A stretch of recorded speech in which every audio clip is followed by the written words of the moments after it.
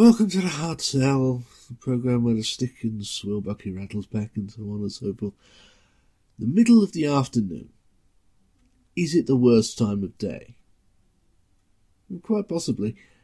If you're at work, you're experiencing a relativistic effect as time dilates, so the end of the day is further and further away all the time, while you're bloated and sleepy as your body breaks down the starchy calories of your lunch. And if you're unemployed, it's just a desert of time. Douglas Adams referred to the listlessness just before 3 p.m. and the subsequent long, dark tea time of the soul, but he was specifically referring to Sundays. Weekdays don't even have the spiritual aspect that at least provides Sunday with a solid excuse. And until the mid-80s, you didn't even have television to keep you distracted. You had to interact with other people. Can you imagine? But then even with television, you're not really helped. Television during the day basically exists because it's too much trouble for it not to. And the only things in it that are actually worth watching are usually films or repeats, and even that's not guaranteed. It gets really stretched at that starch digesting point in the afternoon. In the morning they're still trying, with magazine programmes like This Morning, and halfway popular shows like People Buying Houses by Auction rather than by the traditional method. Everyone seems to give up trying once the afternoon news is done. It doesn't matter so much to the BBC, but they could go back to having a siesta every afternoon without anyone really caring. ITV need to make money, though, through advertising. They have to keep broadcasting at this point. Anything will do, as long as eyes will be pointed in its direction. I call this period between lunchtime and, say, 4:30 to 5 o'clock, when people start coming home and potentially switching the TV back on, the Mudge. Said loud, and it sums up the feel of that time of day. Mudge. For me, remembering my childhood, it means back-to-back Australian soap operas on ITV, usually from years earlier. These days, ITV fills its afternoon Mudge with endless, usually repeated game shows with celebrity hosts, and indeed game shows have always been a staple of the Mudge, particularly ones like Password or Win, Lose or Draw, using one set and very few props, which could be made for about £2.50 an episode, 5 episodes a day, with little more than a change of costume for the host. They're flashier these days, but probably still as easy to churn out. So what do we advertise at this time of day? Well, if there was such a thing as an I Spy book of British adverts, it would be very stupid. But you get a pretty high score from breaks during the Mudge, because the really big and interesting products will mostly concentrate on prime time, when more people are actually looking at the screen deliberately. And that leaves space for more obscure, esoteric, or just generally forgotten material. With this amazing new Swish curtain track, I can open and close my curtains from here, from here, from here, and from here, because not only does the Swish curtain track have a remote control, it also has a built-in programmable timer, so you can open and close your curtains even when you're out. It's called Autoglide and there's nothing else quite like it. Now that is what I call Swish. Of course, the nature of the viewership makes a difference. PresenterBot covered a break from the Mudge a few months ago, and he pointed out then that the breaks are often dominated by insurance companies, pensions, stairlifts and the like, because much of the audience at this time of day is decaying elderly people, hence the archetypal Frank Windsor and this charming carriage clock. Apply within 2 weeks and this charming carriage clock can be yours, free. So phone in today and enjoy lifelong peace of mind with the Sun Life Over 50 plan. Insurance features heavily, and not just for old people. These adverts are usually dirt cheap and go on forever. The epitome of Mudge advertising is probably something like this. Can you really have a one-to-one relationship with a big insurance company? And can the answer to your motor insurance problem be really just a phone call away? What do you say, Susie? Recently, I needed a cover note very quickly. I rang General Accident on Monday, and the cover note arrived on Tuesday morning. Pre-phone General Accident 121 on 0800 121 000. I regret to inform you that we're only a third of the way through. But I won't label a point, that's the Adverts job. So like I said, archetypal. It's for insurance, it's visibly cheap, and it's a full minute long, even though it doesn't need to be. It tries to offset its cheapness by imitating a standard television format, which is a strangely popular format for this sort of thing, even though all it does is add a deafening false clang to proceedings. Specifically, we're half-heartedly pretending to be a Kilroy-ish talk/magazine show, presented here by a dead-eyed Julian Pettifer. He used to make documentaries about Vietnam. Now look at him. Of course, the sole outcome is to render it faintly eerie and off-putting, like it was conceived by aliens with only a vague, third-hand understanding of human television. Nothing about it is convincing, and everyone involved knows it. But the budget is so low, they can't actually afford creativity. So we get this artless construction that's honestly inferior to just standing there and reeling off a list of details. And as I said, it runs a full, punishing minute, and feels longer. Slots during the Mudge are cheaper because no one who matters is watching. Even so, they didn't have to go so far as to taunt you by constantly pretending to be finished, showing the logo and phone number and playing the jingle, and then going back to start all over again with that Ronald Reagan look-alike or this suspected swinger couple here. Sue, my wife, had a shunt in the car. Julian's into it. But there's more to the Mudge than old folks and overlong pitches for insurance fueled largely by apathy. Going back to that stupid I Spy book metaphor, you can find all sorts of things in the Mudge you wouldn't say advertised at any other time of day because more popular products and brands shove them out in the limelight. Often they're housework related, because you're supposed to be doing it right now. Vacuum cleaners, for instance. At prime time you might see an ad for an Electrolux or a Dyson, and they'll show up in the Mudge too, but you may also see some of the more obscure brands, like Goblin.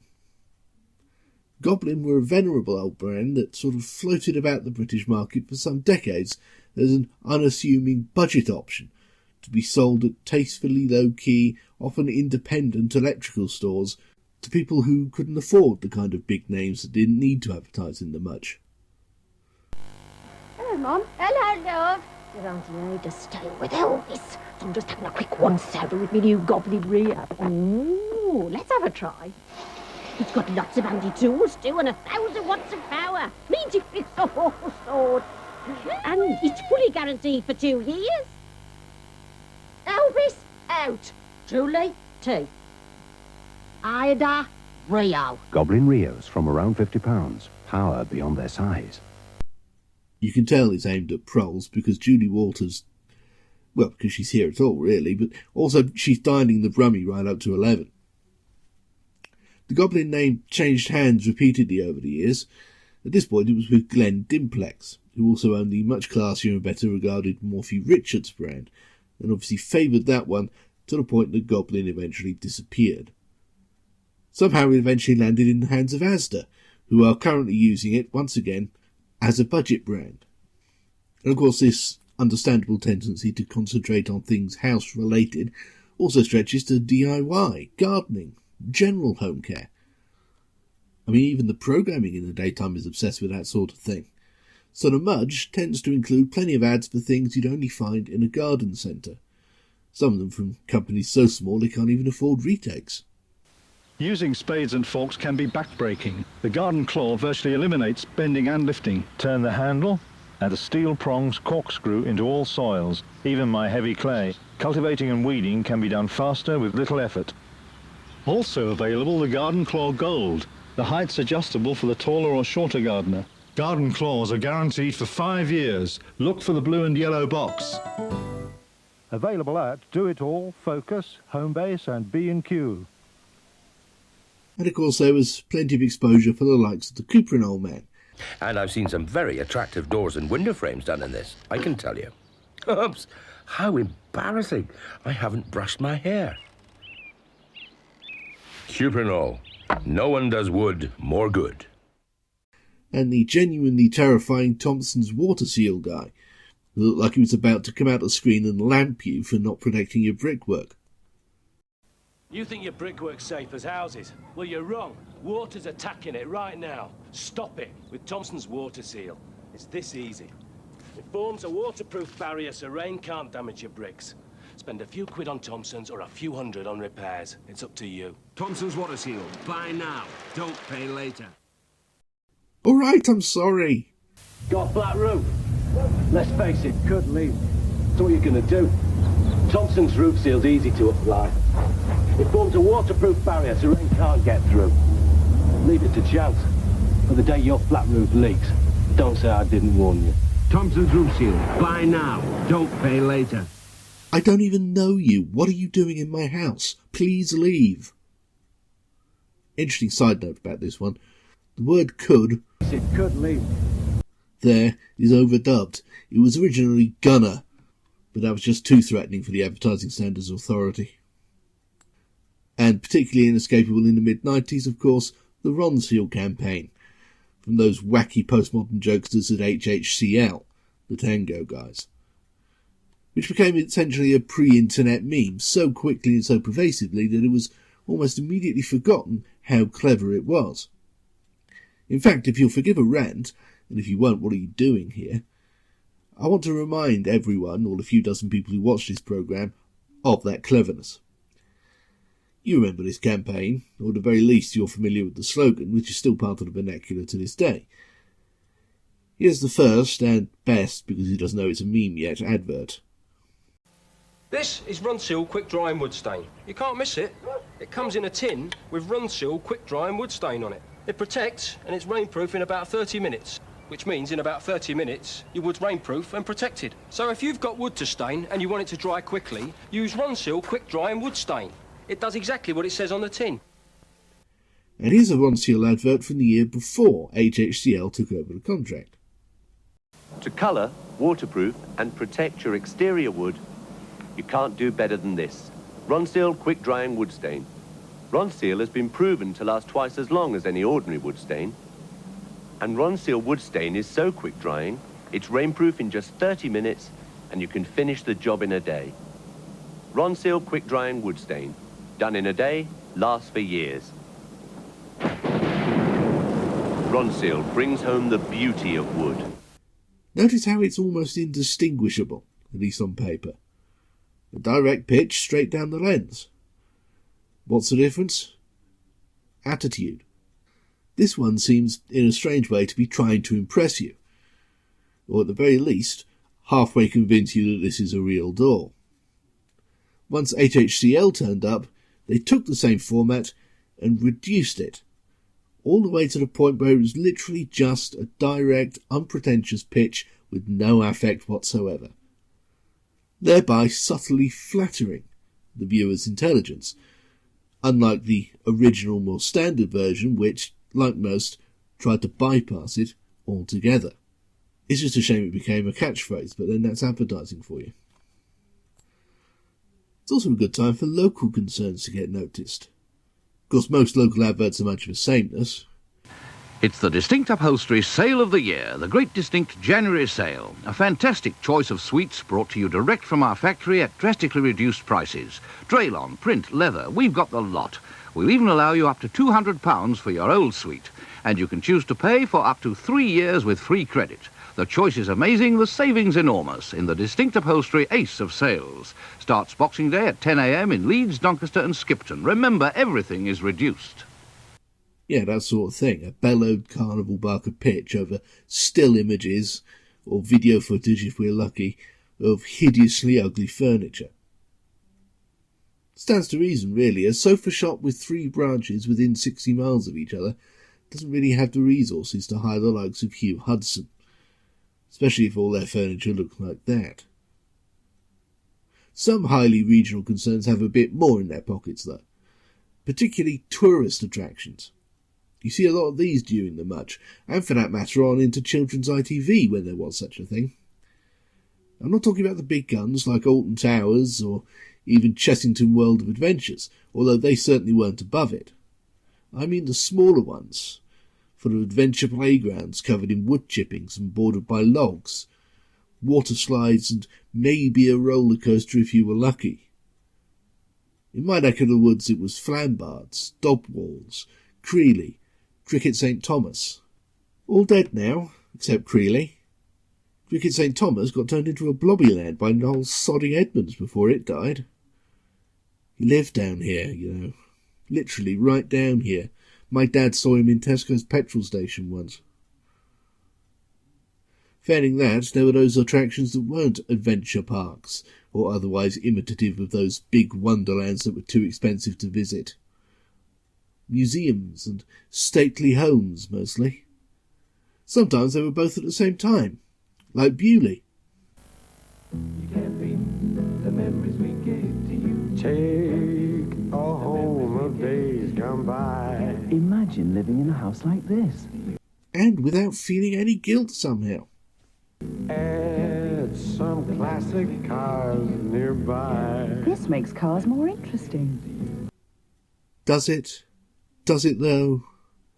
She did say more, and not actually.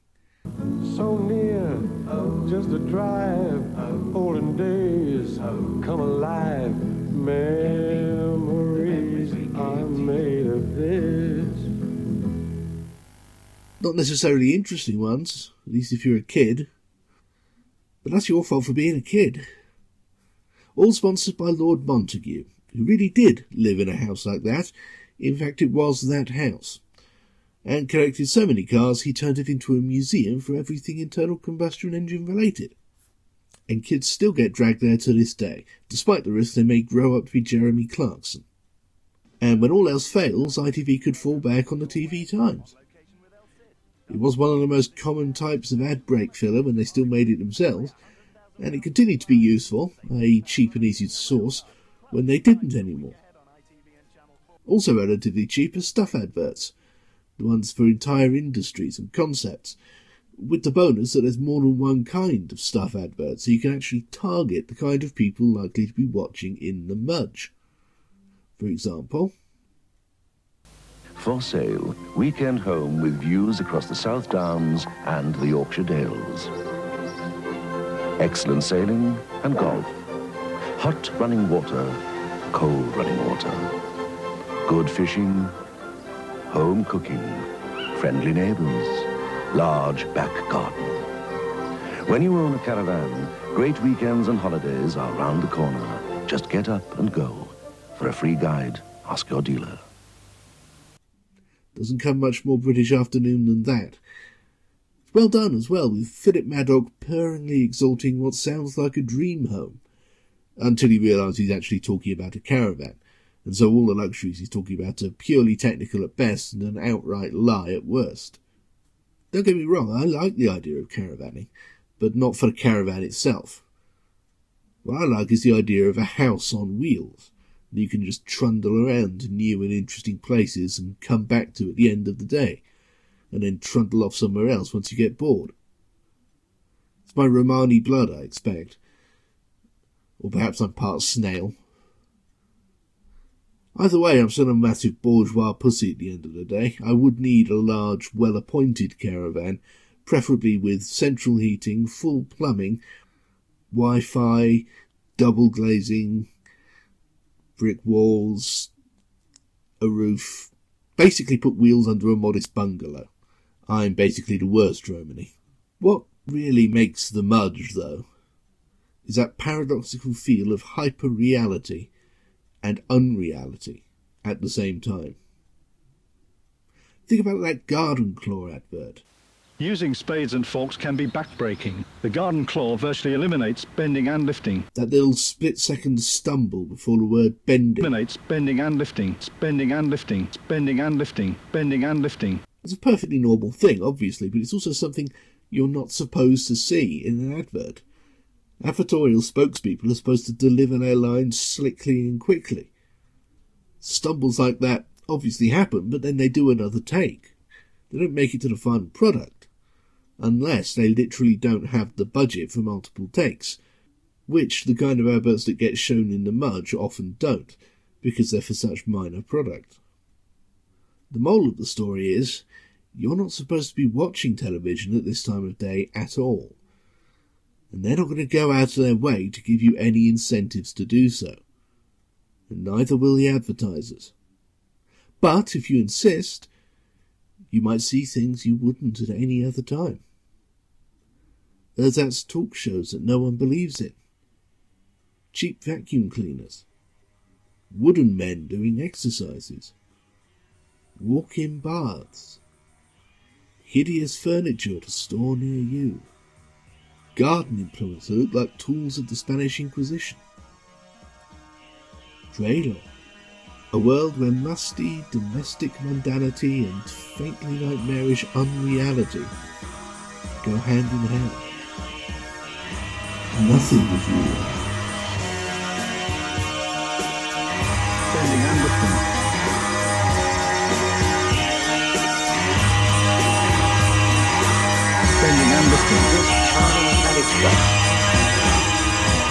And then you're dumped on an Australian soap opera from the Hawke administration, which is hardly any more solid.